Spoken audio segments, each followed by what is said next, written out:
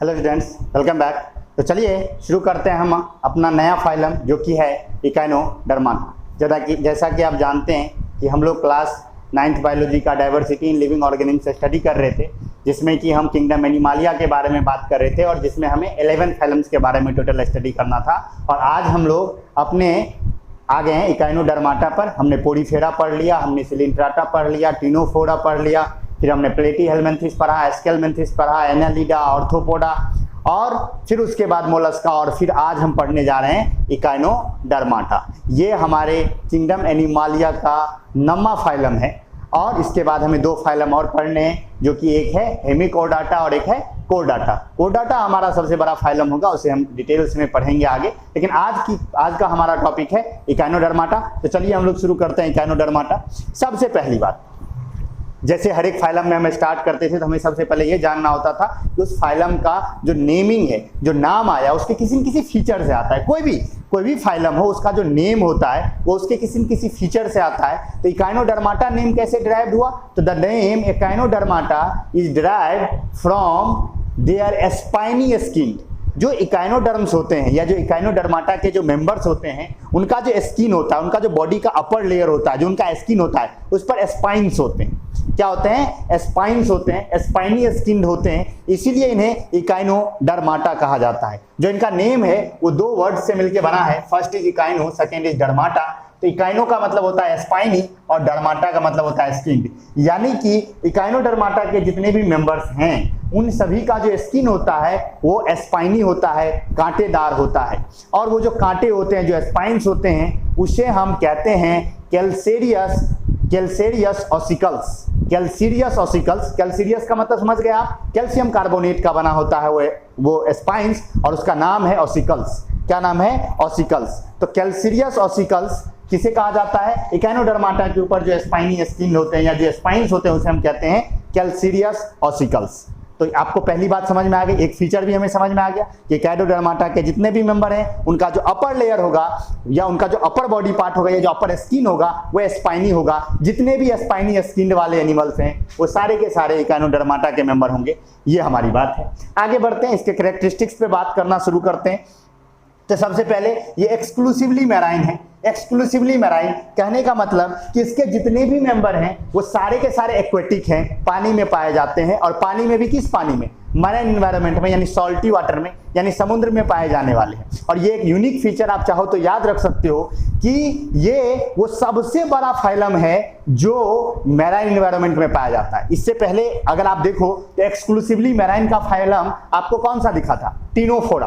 अगर आप याद करो तो सिर्फ टिनोफोरा ही एक ऐसा फाइलम था इससे पहले जो एक्सक्लूसिवली मैराइन था। यानी टिनोफोरा के जितने भी मेंबर थे वो सारे मैराइन एनवायरनमेंट में पाए जाते थे, यानी एक्वेटिक और मैराइन थे। और ये दूसरा फाइलम है इकाइनोडर्माटा, इसके भी सारे स्पीसीज मैराइन एनवायरनमेंट में पाए जाते हैं। ठीक, लेकिन टिनोफोरा तो बहुत छोटा सा फाइलम था। आपको पता है किंगडम एनिमालिया का सबसे छोटा फाइलम कौन था? टिनोफोरा। तो आप ये भी याद रख सकते हो, अगर आपसे कोई जीके में या कहीं पर आपसे ये पूछ लिया जाए या कहीं पर कोई आपसे ये क्वेश्चन पूछ ले कि बताओ वो कौन सा फाइलम है जो एक्सक्लूसिवली मैराइन है और सबसे बड़ा फाइलम है, तो आप कहोगे इकाइनोडर्माटा। देखिए सबसे बड़ा फाइलम में पता है ऑर्थोपोडा है, और ऑर्थोपोडा में क्या होता है? टेरेस्टेरियल भी है, वो तो सार्वी हैबिटेट्स में पाया जाता है। लेकिन जिसके सारे के सारे मेंबर्स मैराइन में हो, नियरली इकाइनोडर्माटा में 7000 स्पीसीज हैं, लगभग 7000 के आसपास स्पीसीज इसमें एग्जिस्ट करती हैं। इस फाइलम के अंदर 7000 स्पीसीज का ये फाइलम है और वो 7000 के 7000 कहाँ पाए जाते हैं? वो 7000 के 7000 पाए जाते हैं मैराइन एनवायरनमेंट में। तो आपसे कोई पूछे कि एक्सक्लूसिवली मैराइन सबसे लार्जेस्ट फाइलम कौन सा है, तो आप कहोगे इकाइनोडर्माटा। समझ गए? इसके सारे मेंबर्स एक्सक्लूसिवली मैराइन हैं, यानी ये सारे के सारे मेंबर्स मैराइन होते हैं। कोई भी इसका मेंबर आपको फ्रेश वाटर यानी नदी नाला तालाब में नहीं दिखेगा, ना ही आपको टेरेस्टेरियल दिखेगा यानी कि जमीन पर दिखेगा। तो पहला फीचर समझ में आ गया। और ये पाया भी कहाँ जाता है? Bottom of the sea. कहां पाया जाता है? Bottom of the sea bottom पर पाया जाता है। अगर आपने कभी जीवन में स्टारफिश देखा होगा या स्टारफिश का नाम आपने सुना होगा, हाँ, एक ऐसा भी स्टार है जो समुद्र में होता है। आप किसी से पूछ सकते हो क्या तुम्हें पता है कि एक स्टार समुद्र में भी पाया जाता है और उसका नाम है? कहेगा नहीं, स्टार तो स्काई में पाया जाता है, लेकिन स्टार पाया जाता है समुद्र में भी और नाम है स्टारफिश। यहाँ पर मैंने देखिए डायग्राम बनाया है स्टारफिश का। तो स्टारफिश पाए जाते हैं। स्टारफिश का डायग्राम आपके नोट में भी दिया गया है। तो स्टारफिश अगर आप देखोगे तो स्टारफिश समुद्र के सतह पर पाए जाते हैं, एकदम बॉटम में पाए जाते हैं, और ये ग्रुप्स में पाए जाते हैं। बहुत सारे स्टारफिश एक जगह रहते हैं, तो found in group at bottom of the sea के बॉटम में पाए जाते हैं। नेक्स्ट, इनकी अगर बॉडी की बात करें, इनकी बॉडी स्फेरिकल भी होती है, इलोंगेटेड भी हो सकती है, या स्टार लाइक भी हो सकती है। ठीक है, स्टारफिश एक एग्जाम्पल है, लेकिन सारे स्टार लाइक नहीं होते, कुछ सिलेंड्रिकल भी होते हैं और कुछ इलोंगेटेड भी होते हैं और कुछ स्फेरिकल भी होते हैं, यानी कुछ लंबे लंबे, जैसे सी कुकुम्बर होता है। सी कुकुम्बर का, अगर कुकुम्बर आप जानते हो, खीरा को हम लोग कुकुम्बर कहते हैं, तो सी कुकुम्बर होता है, खीरे जैसा स्ट्रक्चर होता है, एक स्पीसीज का, वो भी मेंबर है किसका, इकाइनोडर्माटा का। तो सी कुकुम्बर होता है, उसका शेप इलोंगेटेड होता है। स्टार लाइक में आपको स्टारफिश हो गया। तो यानी इसके 3 तरह के बॉडी शेप हो सकते हैं, या तो इलोंगेटेड या सिलेंड्रिकल जिसे हम कहते हैं, या नहीं तो स्फेरिकल गोल सा, या नहीं तो स्टार लाइक। ये सारे इसके बॉडी का शेप हो गया। और अगर इसकी बात करें आगे की, इसके जो मेन फीचर्स की बात करें जो हम करते आ रहे हैं, तो ऑर्गेन सिस्टम लेवल ऑर्गेनाइजेशन है, यानी इसके बॉडी के अंदर ऑर्गेन सिस्टम मौजूद है। यानी कि अगर इससे पूछे लेवल ऑफ ऑर्गेनाइजेशन क्या है, तो हम कहेंगे organ system level organization. Triploblastic है। ट्रिप्लोब्लास्टिक कहने का मतलब कि इसके एम्ब्रियो के लेवल पर 3 जर्म लेयर्स हैं, इक्टोडर्म, मेजोडर्म, इंडोडर्म, तीनों जर्म लेयर्स इसमें मौजूद है। सिलोमेट है, यानी ट्रू सिलोम इसके बॉडी के अंदर प्रेजेंट है। इसका जो सिलोम है वो मेजोडर्मल है ऑरिजिन में, और मेजोडर्मल लाइनिंग है, मेजोडर्मल सेल्स का लाइनिंग है उसके ऊपर, तो ये ट्रू सिलोमेट है। और इसकी अगर सिमेट्री की बात करें, इनका जो लार्वा होता है वो बायलैटरल सिमेट्री होती है, और जो इसका एडल्ट होता है उसमें रेडियल सिमेट्री होती है। कौन सी सिमेट्री होती है? Radial symmetry. और आप याद करो, रेडियल सिमेट्री वाला मैंने कहा था 2 ही फाइलम है, एक क्या है, सिलिंट्राटा, जो कि रेडियल सिमेट्री थी। सच में देखा जाए तो टिनोफोरा भी रेडियल सिमेट्री थी, लेकिन वो बाय रेडियल था, उसमें 2 ही रेडियल होते थे। तो चलिए 3 फाइलम हम लोग मान लेते हैं। एक फाइलम था सिलिंट्राटा, एक था टिनोफोरा, और एक है इकाइनोडर्माटा। और इकाइनोडर्माटा में भी कौन इकाइनोडर्माटा? Adult Echinodermata. इसका जो लार्वा होता है वो बायलैटरल सिमेट्री होती है, वो रेडियल सिमेट्री नहीं होती है। तो ये भी याद रखने की चीज है। अगर लोकोमोशन की बात करें तो इनके पास पोडिया होता है। देखिए ये जो निकला हुआ है इसे हम पोडिया कहते हैं। तो ये लोकोमोट करते हैं थ्रू पोडिया, इनमें लोकोमोशन के लिए पोडिया होता है, ये भी आप याद रख सकते हो। और ये अगर आपसे कहे, और ये भी एक इंपॉर्टेंट फीचर है, इनके पास इंडोस्केलेटन और एक्सोस्केलेटन दोनों होता है।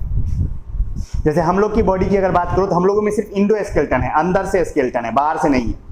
लेकिन ये ऐसे फाइलम है, ऐसे ग्रुप, ये इसका एक इंपॉर्टेंट फीचर है कि ये एक ऐसा फाइलम है इकाइनोडर्माटा जिसके स्पीसीज के पास इंडोस्केलेटन भी है और एक्सोस्केलेटन भी है। जो एक्सोस्केलेटन है वो स्पाइनी है, और जो इंडोस्केलेटन है वो प्लेट्स का बना हुआ है, प्लेट लाइक स्ट्रक्चर्स का, कैल्शियम का ही बना हुआ, कैल्सीरियस प्लेट्स हैं उसका बना हुआ है। तो ये भी आप याद रखोगे कि इसके बॉडी में इंडोस्केलेटन और एक्सोस्केलेटन दोनों मौजूद होते हैं इकाइनोडर्माटा के अंदर। इंडोस्केलेटन मतलब वैसा स्केलेटन जो बॉडी के अंदर है, और एक्सोस्केलेटन मतलब बॉडी के सरफेस के ऊपर। तो इकाइनोडर्माटा में इंडोस्केलेटन और एक्सोस्केलेटन दोनों मौजूद हैं। आगे अगर बात करें तो इनके बॉडी के अंदर एक बहुत ही इंपॉर्टेंट चीज है, देखिए एक नीचे लिखा गया है, इनका डाइजेस्टिव सिस्टम वेल डेवलप्ड है, ये आप याद रखिएगा। इसका वेल डेवलप्ड डाइजेस्टिव सिस्टम है, यानी इसके डाइजेस्टिव सिस्टम में कोई दिक्कत नहीं है, डाइजेस्टिव सिस्टम पूरी तरह से डेवलप्ड है। माउथ है, एनस है। अगर आप माउथ को देखोगे तो यहाँ पर एक चीज है, देखिए माउथ जो होता है वेंट्रल, हम लोगों में भी वेंट्रल है, तो वेंट्रल माउथ है लेकिन लोअर है। और जो एनस है वो डॉर्सल है, होना भी चाहिए, हम लोगों में भी एनस डॉर्सल है, लेकिन हम लोगों में डॉर्सल क्या है? लोअर है। लेकिन यहाँ पे उल्टा है, इकाइनोडर्माटा का जो माउथ है वो वेंट्रल लोअर है, और जो एनस है वो डॉर्सल अपर है। समझ गए?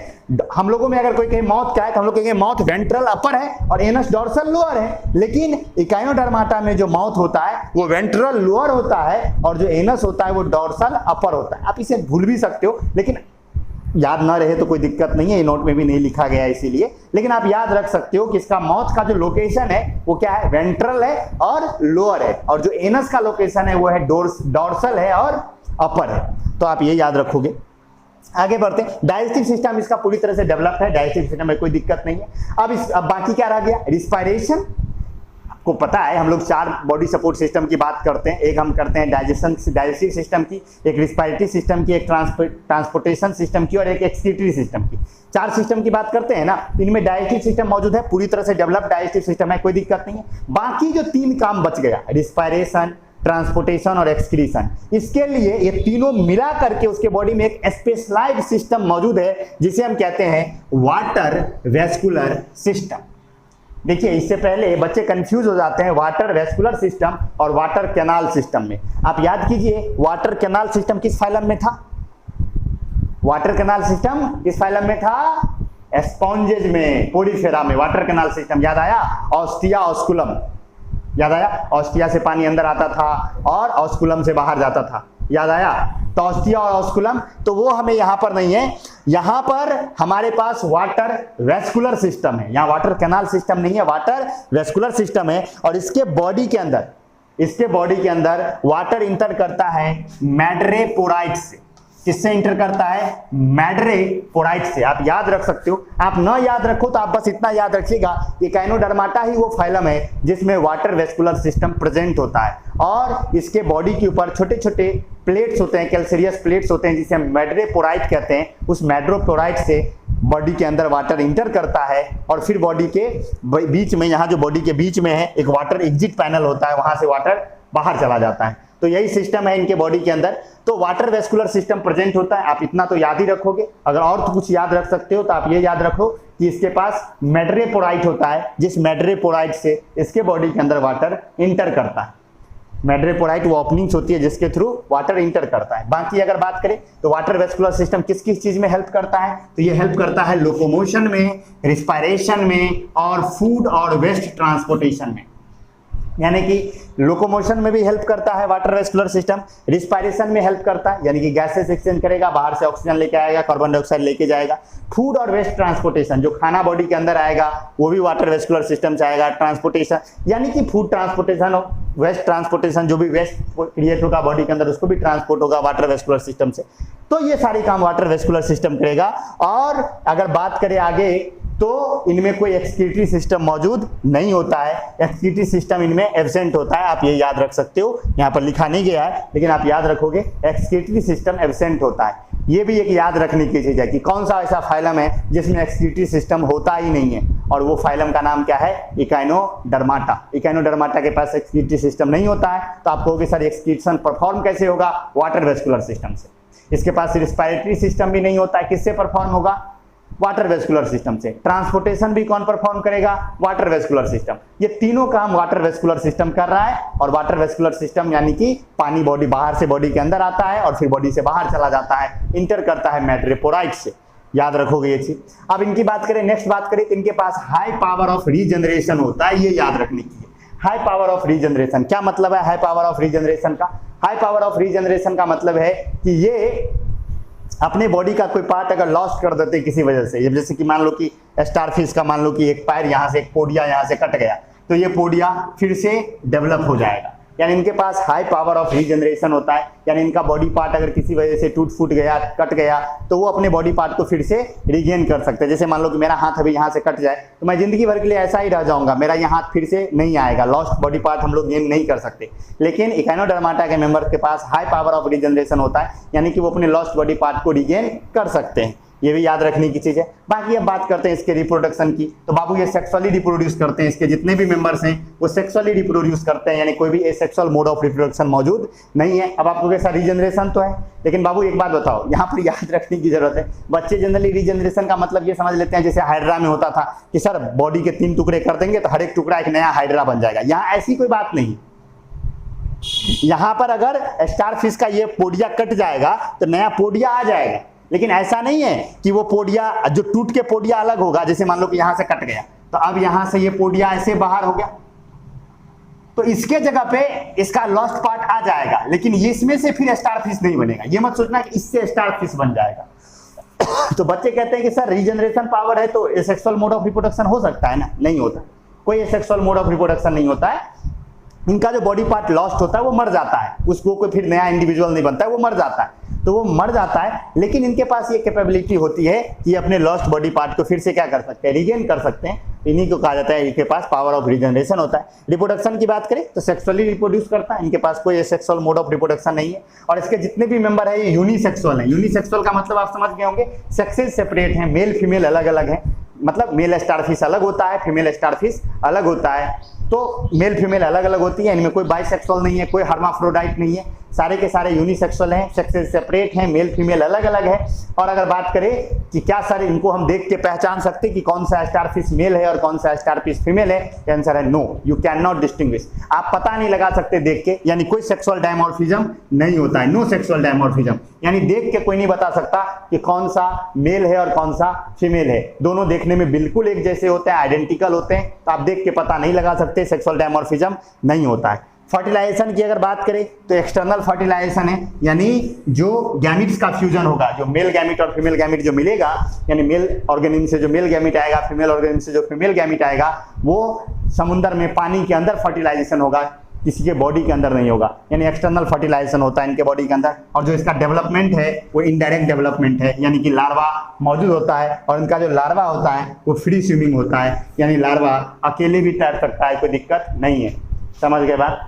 तो ये सारे इसके कैरेक्टरिस्टिक फीचर्स थे इकाइनोडर्माटा के। इसके एग्जाम्पल को अगर आप याद रखना चाहो तो एक स्टारफिश है, एक सी कुकुम्बर है और एक ब्रिटल स्टार्स हैं। सभी के डायग्राम्स नोट में दिए गए हैं, या लाइव क्लास में हम लोग जब बात करेंगे तो सारे डायग्राम्स हम लोग डिस्कस कर ही लेंगे। आई होप आपको पूरा इकाइनोडर्माटा फाइलम समझ में आया होगा, कोई दिक्कत नहीं हुआ होगा।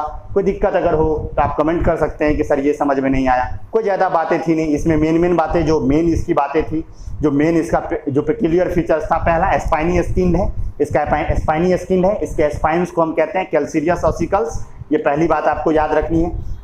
दूसरी बात ये याद रखनी है कि एक्सक्लूसिवली मैराइन है, इसका कोई भी मेंबर फ्रेश वाटर या टेरेस्टेरियल नहीं है। और अगर आगे बात करें तो इनकी बॉडी स्फेरिकल, इलोंगेटेड, सिलेंड्रिकल, 3 तरह की है। रेडियल सिमेट्री इसके अंदर मौजूद है, ये भी आप याद रख सकते हो। और दूसरा अगली बात जो बहुत इंपॉर्टेंट है वो है कि इनमें इंडो स्केलेटन और एक्सो स्केलेटन दोनों मौजूद हैं। किसी भी ऑर्गेनिज्म में या तो इंडो स्केलेटन होता है या एक्सो स्केलेटन होता है, लेकिन ये ऐसे हैं जिनमें इंडो स्केलेटन भी है, एक्सो स्केलेटन भी है, तो ये है। और अगली बात जो इसका बहुत महत्वपूर्ण है वो ये है कि इनमें वाटर वेस्कुलर सिस्टम है। तो 3-4 बातें ये जो है ये इस फाइलम की मेन बातें हैं। पहली बात ये कि स्पाइनी स्किन है, दूसरी बात ये कि इंडो स्केलेटन और एक्सो स्केलेटन दोनों मौजूद है, और तीसरी बात वाटर वेस्कुलर सिस्टम। ये कुछ इसके पास, ये इसके कुछ पेक्यूलियर फीचर्स हैं जो आपको याद रखना है, जो सिर्फ इसी में पाया जाता है और किसी में नहीं पाया जाता है। बाकी बातें तो किसी और में भी पाई जा सकती हैं, कोई दिक्कत नहीं है। तो आई होप आपको इकाइनोडर्माटा समझ में आया होगा। नोट बेटर ढंग से आप डिस्क्रिप्शन से डाउनलोड करके लिख लीजिए, बेहतर ढंग से समझ लीजिए, और फिर जो भी डाउट्स होगा जब हम लाइव क्लास में इसे डिस्कस करेंगे डे आफ्टर टुमारो, उसके बाद हम लोग उसमें बात करेंगे तो वो हम सारी बातें समझ ही लेंगे। लाइव क्लास में आपको एग्जाम्पल्स दिखा दिए जाते हैं स्मार्ट तरीके से, तो आई होप कुछ सारी बातें क्लियर हो ही जाएंगी। तो मिलते हैं हम लोग नेक्स्ट लेक्चर में, जिसमें हम बात करेंगे हेमी कोर डाटा के बारे में। See you soon, bye bye, take care.